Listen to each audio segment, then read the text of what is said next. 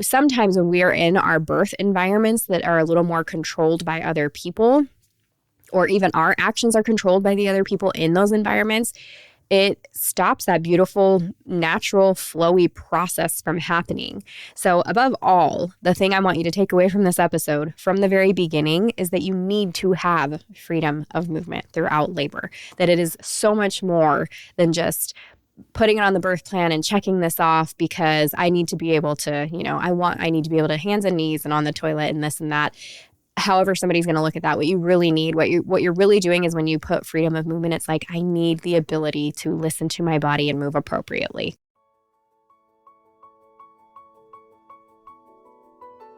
Getting pregnant and giving birth are two of the most exciting things you can ever hope to experience in this life. The moment you think you could be pregnant, you're frantically searching for all the best information, which is why you're here today. I'm Stephanie King, and with my many years of experience as a professional childbirth educator, doula, and lover of all things pregnancy, birth, and postpartum, I'm here to make preparing for your birth enjoyable, empowering, and totally easy. Each week, I'll cover different topics, interview professionals, and get into the nitty-gritty birth stories from mamas just like you. And when you're ready for more, you can join me in the My Essential Birth course at myessentialbirth.com, where I take you step by step through exactly how to prepare your mind, body, spirit, and partner for a birth you love. So let's get started.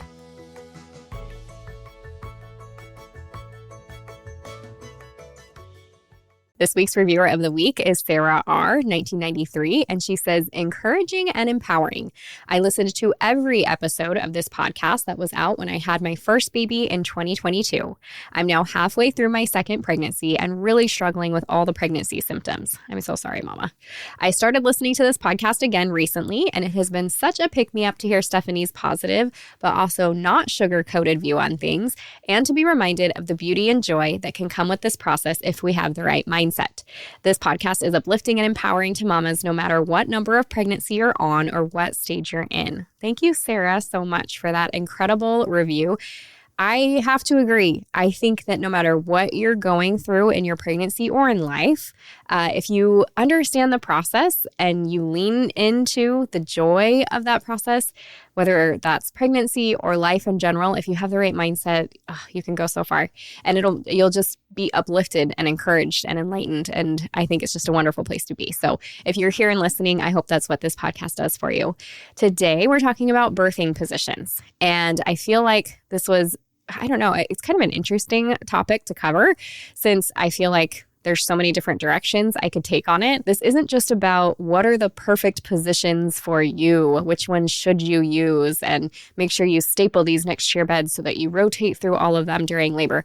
That's not what it's about. What we really need to focus on is trusting ourselves and our intuition. And there is a beautiful back and forth, and it's kind of this like dance that we do during labor that allows our body to do what it needs to do to get that baby through. You and your baby work in tandem during labor, and it's this beautiful, perfect process when it's not interrupted by outside forces.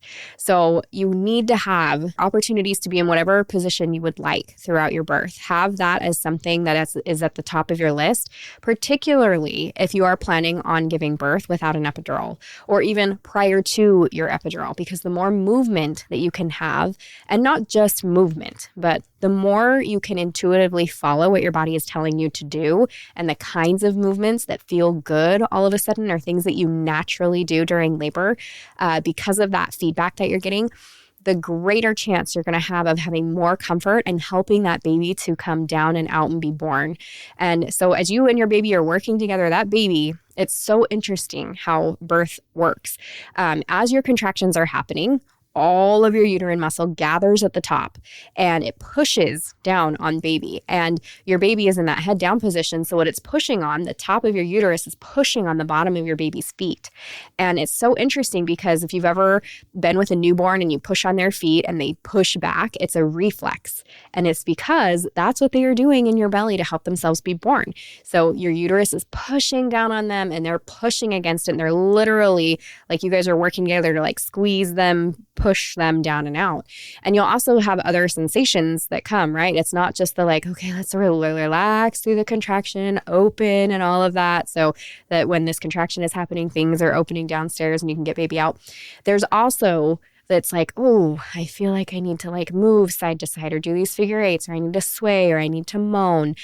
All of that is very intuitive. Sometimes when we are in our birth environments that are a little more controlled by other people, or even our actions are controlled by the other people in those environments, it stops that beautiful, natural, flowy process from happening.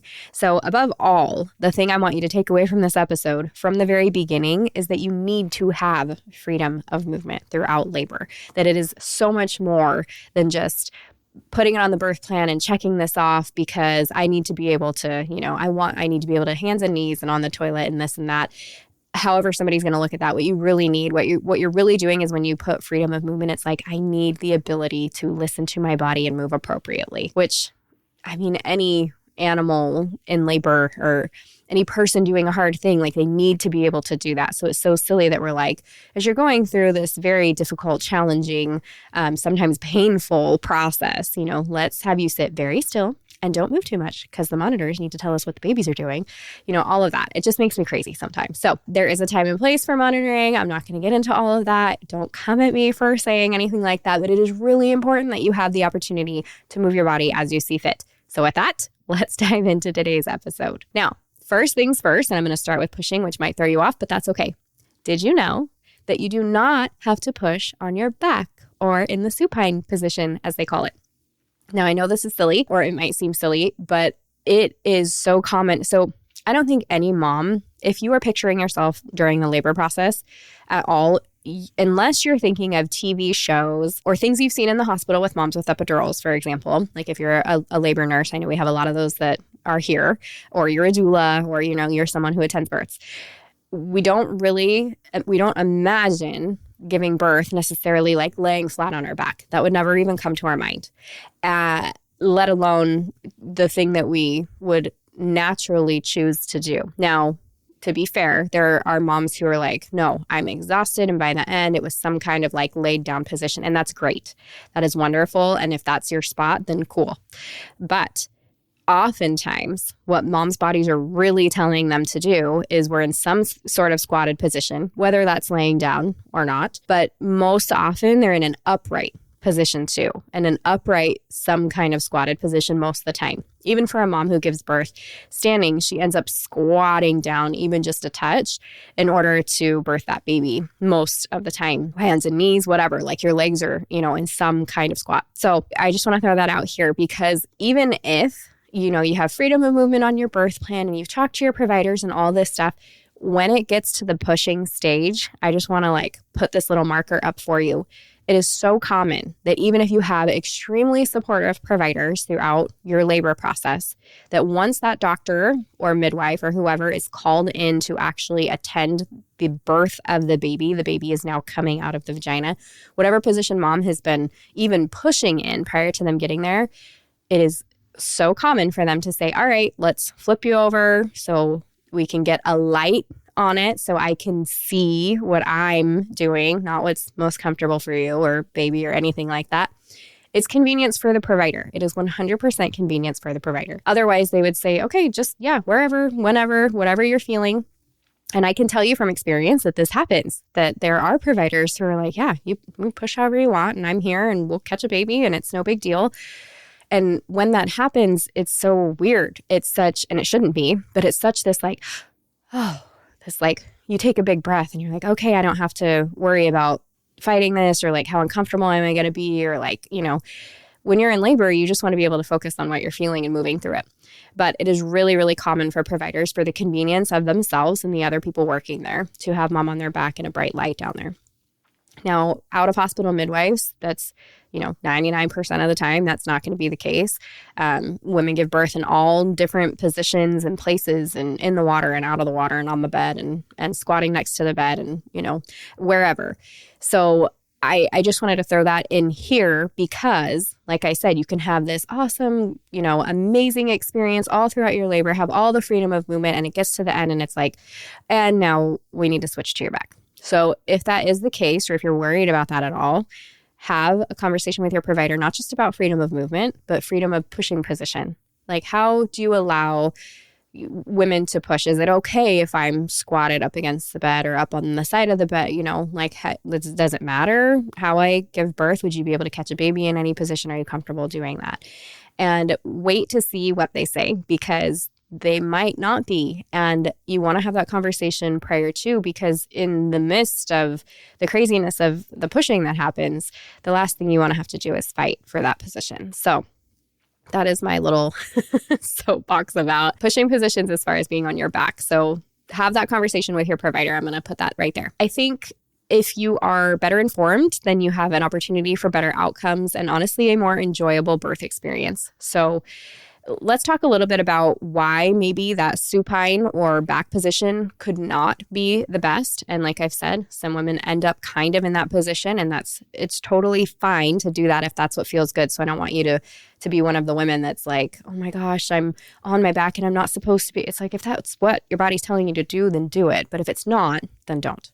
But throughout history, I think we've seen a lot of women birthing squatting or standing, or at least this is what we would have seen. And now we've kind of moved into this hospital stage of things where, the majority of moms have epidurals, and there's nothing wrong with that. If you choose to get an epidural and you're empowered and you know all the things and that's your choice, then that's wonderful. But the majority of what people are seeing and the majority of information that women have, we're seeing a lot of epidurals, and epidurals conveniently for everyone else put moms on their back, and usually legs up in a stirrup and a bright light on their hoo-ha. So that is what we are used to seeing now. But before, that's not what you see. And if you go to other countries where this is like the norm is not to birth in a hospital, or the norm is not to birth like that in a hospital, then this is what you would see. Same with home births. You don't see women laying on their back with their feet in the air. You see women, which even the thought of that, like, it sounds so funny, right? It made me laugh. Anyways, but you will see women squatting or standing, or hands and knees hanging over something, or being supported by somebody else in front of them and bearing down. There's many different positions, but it's almost never on their back. All right, now let's talk about the benefits of birthing in an upright position. Upright positions are obviously going to use gravity to help a baby descend. And I remember actually being at a birth once, and I was helping a mom as her doula, and the midwife, it wasn't the midwife, it was the OB. So we were working with a midwife, and a female OB had come in at some point, and they had asked this mom to be in the bed. We had been walking the halls and this and that, and they had asked her to be in the bed and all this stuff. And I said, how do you feel about if we, take her walking again and whatever? And she just made this snarky remark of like, I had mentioned something about gravity because they had her laid down. And she's like, if gravity was such a big thing, we'd have moms walk in the halls and babies would just be falling out everywhere. And I thought, what a rude comment. I had some other words go through my head. But I just thought, what? I don't know. Have you ever tried to, you guys have heard me say this before. You ever poop while you're doing a handstand versus being in a squatted position? First of all, people wouldn't do that, which we're not putting them in handstands. But, try laying down, try pooping in a bedpan. It's not the same as being able to bear down. So gravity totally helps the baby descend. That is a fact. Don't listen to the crazy people in the hospital that would say something like that. It also puts baby in a better position. That is another fact. Like, if you are able to walk around, utilize stairs, move and sway your body in an upright position, it's literally your body is reacting to your baby saying, I'm trying to work my way down your pelvis, help me out. And that is where the motion and movement comes from and why it feels better. It also reduces pressure on major blood vessels. So if you are on your back, like we know, we're not supposed to sleep on our back, right? It puts blood pressure on the vena cava, and that reduces oxygen flow to baby. And so we already know, this isn't a great position for us, especially when our baby is bigger and we have more weight on our stomach and it's pushing down against all of that, right? So we want to reduce the pressure on those blood vessels. We want to give baby as much oxygen as possible. And it's going to feel better for us to not have a bunch of weight just laying on top of us, but to be more in that upright position. It also opens up the pelvis. So if you are laying down flat, or even in like a 45-degree angle, which is better than laying flat, but it can close off your pelvis. It can kind of like tuck your tailbone a little bit and make that area a little harder to navigate, which is why we say even for moms who are like leaned back during pushing, you lean back to rest and you come forward to push. And part of that is because you want to be able to open up that pelvis. There's also a less chance of tearing. And I have seen this firsthand. This is kind of my like big thing with my moms. Even in the course, I'm like, you know what, if you guys are going to have an epidural and we talk about, the best time to have the epidural and the benefits and the risks and all that stuff, if you choose to have an epidural, that's great. And if you can be seated in a seated position, because yes, even with an epidural, you can put a squat bar on a hospital bed and lean forward over it and put yourself in a seated position, you are less likely to tear than if you were just laid back. There's not as much space, things are compressed, and you push your baby out that way. It encourages good, strong contractions. So if you are upright, walking around, moving, all that stuff, it's putting more pressure from your baby's head because of gravity. Thank you, gravity, that does exist. Putting more pressure from your baby's head onto the cervix, which is going to help open and dilate that cervix. And everybody should know that works, because when they go to induce you, what do? A lot of times they use a Foley bulb, which is they like stick this long tube up your cervix. And at the end of the tube, they have this balloon, not big, but they have a balloon and they inflate the balloon. And then that puts pressure on your cervix to dilate your cervix. So if we can make your baby's head do that during labor, which would be from gravity being in an upright position, then we want to do that. The other thing it does is decreases your discomfort. But if you are in a certain position, especially laid down for a certain amount of time, and you cannot move your body and move those hips and all that stuff, it can increase your discomfort. So if you are able to get up and move and rock and sway and use hot water and all that stuff, it will help you to feel more comfortable during labor. Also, positions matter to mom and how she feels during labor in general. Even just being told to stay in a certain position because of monitoring or whatever, just like being forced into something when you're uncomfortable and you're trying to work through it, it just is not good for a mom overall. You want to be able to tune into your body. Research also shows that these positions may, in fact, help with fewer medical interventions, including things like Pitocin, also assisted delivery methods such as forceps or vacuum assisted, and even C-sections. So, in other words, allowing a woman to move during labor is very, very important. So let's talk about some upright positions and why they are so awesome real quick. Squatting. Squatting is such a good one. And this isn't just for pushing. And this is why I bug you guys so hard to squat for decent amounts of time. Like we have at this time that this is going to go live, I don't know that we'll have the challenge going anymore, but we've had a challenge going the last couple of weeks in our My Essential Birth group where I was like, you guys, we're going to work on your squatting and we're going to work on extended squatting. So for a week, I had them like, every day I want you to squat for an hour, and not all at once, but you're going to work up to it. And so you get a whole hour of squatting all throughout the day. By the end of the night, you have an hour's worth of squatting, just like keeping track all throughout the day. And by the end of the week, you should be at 5 minutes. And by the end of the week, most of these moms are like, I'm at 7 minutes, I'm at 10 minutes. And it's true. Like you can do it quickly. You can work up to that quickly. The thing is, during labor, you're going to end up in this position, especially if you are able to listen to your body and you have that freedom of movement, whether or not it's pushing or not. This is a common laboring position. And that's because a lot of times your body is like telling you to do this, and it's awesome. It opens your pelvis. Again, it's that gravity that we've got going on. It actually shortens the birth canal. So like think of your vaginal area and it's like however many centimeters long and your baby has to descend and go through that. Think of like cutting it in half because you squat and you shortened that area. It's like, sweet. Now baby has a quicker, drop right through there, which of course every mom would want. It can actually be shown to shorten the second stage of labor, but also labor in general, which is really awesome too. But generally there is some type of squatting during second stage, like I was saying. And so that's why it's so good. If you guys haven't downloaded the 3 exercise guide, I'll attach it here, but go to myessentialbirth.com 3 dash exercises and grab it. It's like the 3 exercises that will help you all throughout your pregnancy and into labor. But if you can imagine that at some point you will be using a squatting position. So whether you are laid back, even with an epidural, during the pushing stage, and your legs are being held back by someone, which is a very, very common way that we help moms push babies out with or without an epidural if they're in a laid position, or you're squatting next to a bed, or you're in hands and knees, it's likely at some point, or you're using a squat bar, that you'll be in some kind of squatted position. So just know that it's beneficial, and it's also something that it can really wear your legs out. So if you build up some tolerance and some strength in those legs beforehand, it'll feel much better. Hands and knees is another one. This is super common. It can feel good. It can feel good to kind of rock back and forth. It can feel good to stretch and do even like pelvic tilts during pregnancy, or even some cat-cow during pregnancy can feel really good, even during labor. But it's helpful for back labor especially, or rotating a baby. Like if they're just turned a little bit this or that way, dad or another person can help you with some rebozo work, where you like put the sheet over mom's belly and she's in hands and knees, and you like grab each side. We call it sifting the apples.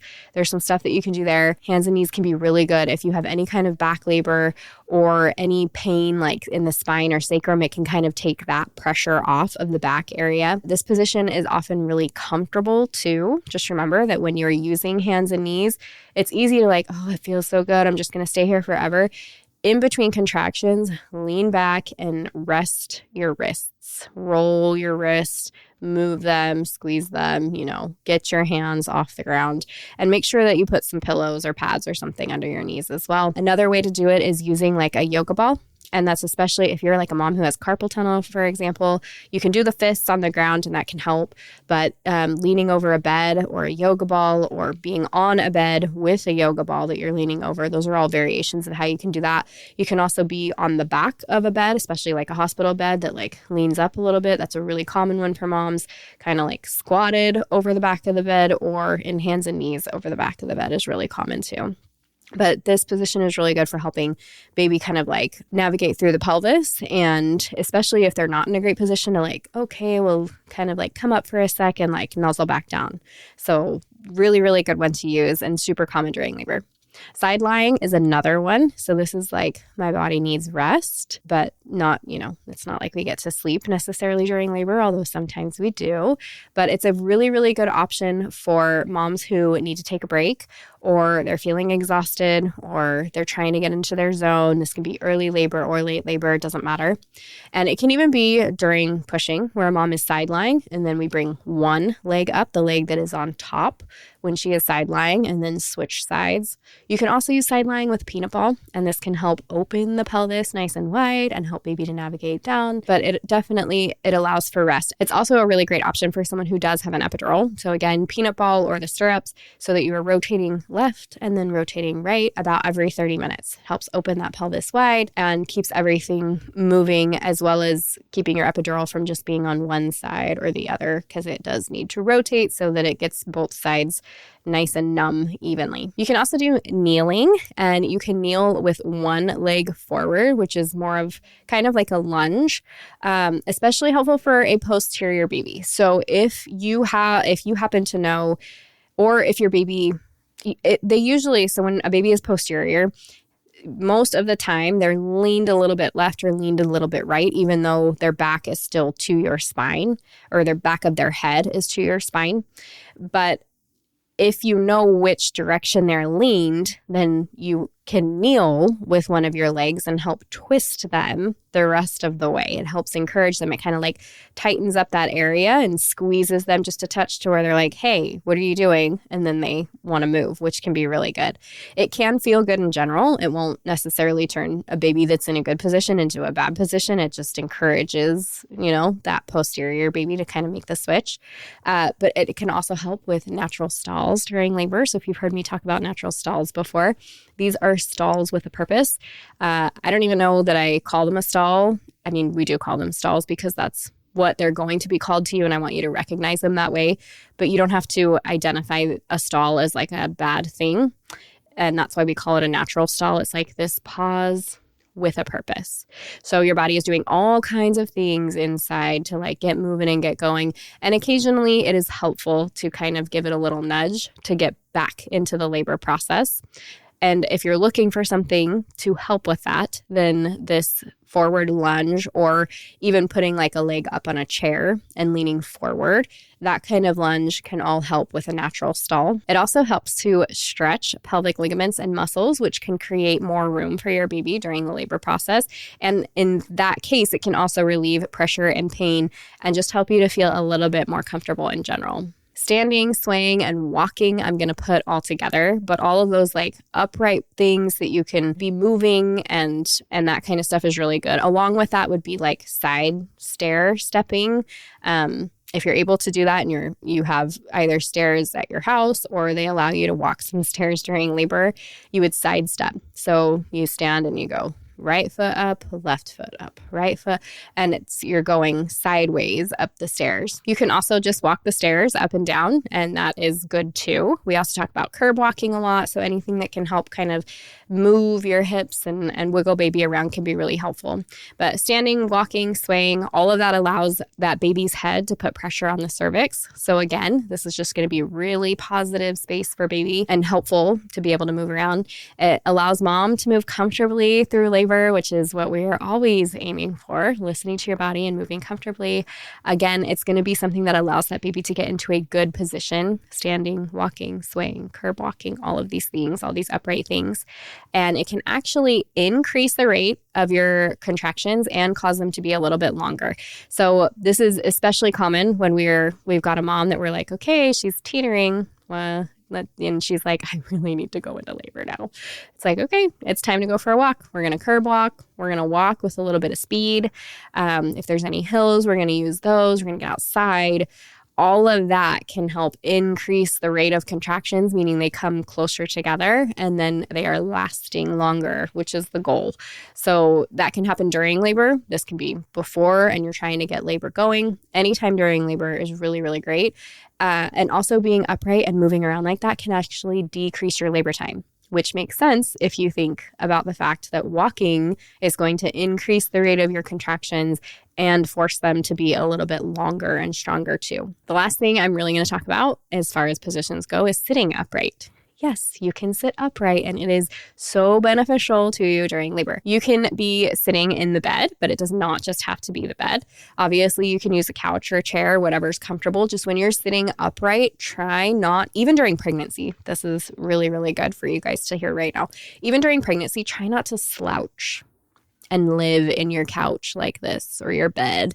You want to be more upright. Keep your spine straight. And everything in a line.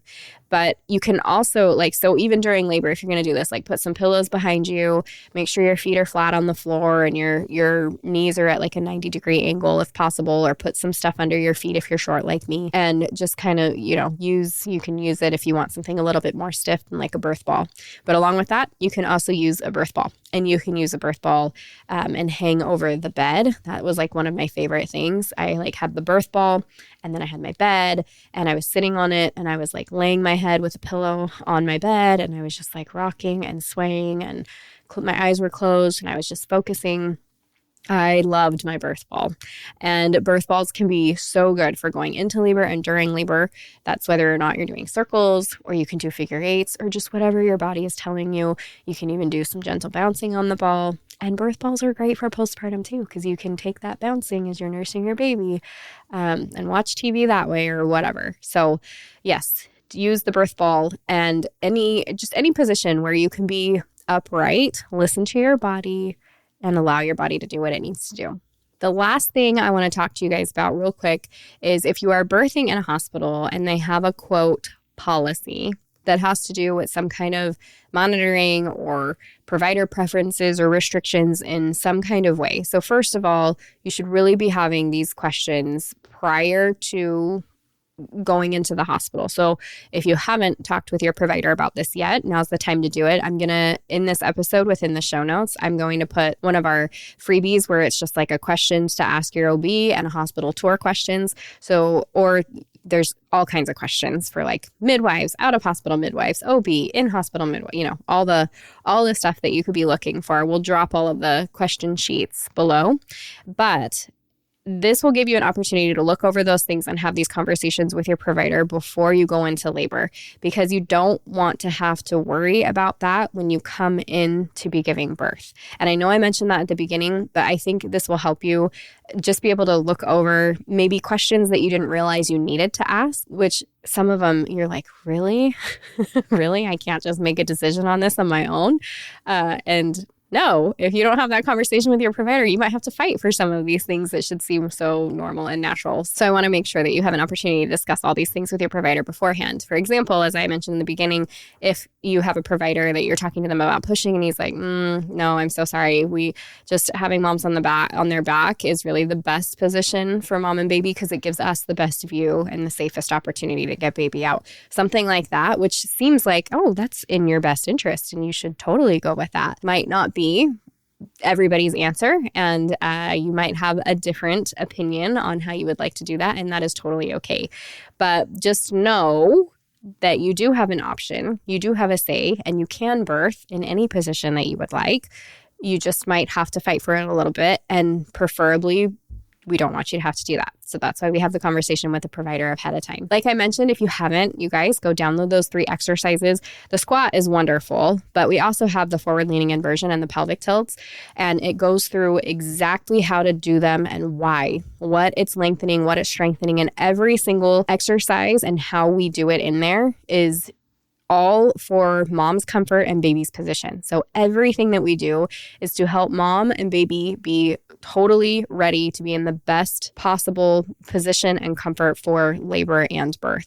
So please go check those out. And again, I will link those with the show notes as well. And lastly, if you are worried about any of this, or maybe you are in a position where you might have to fight just a little bit for any of these things when you get to your birth space, labor at home for a nice long time. If you are in a good position and you are laboring at home and you're waiting to see like, wait, when do I go to my hospital? The longer that you can be comfortable in your own setting and listening to your body and all of that before you get to that place where you might need all these interventions and things that might not be as comfortable, then it might be to your benefit to do that. So think about staying at home for a nice long time. We say 3-1-1 is the safe time to go, which is contractions that are 3 minutes apart, lasting for at least a minute for at least an hour.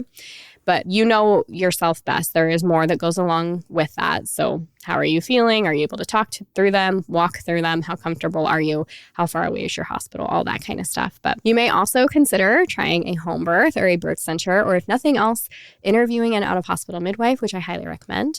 But just remember, there's no right or one way to do this. It is all about knowing our options and having the ability to move through birth as you see fit.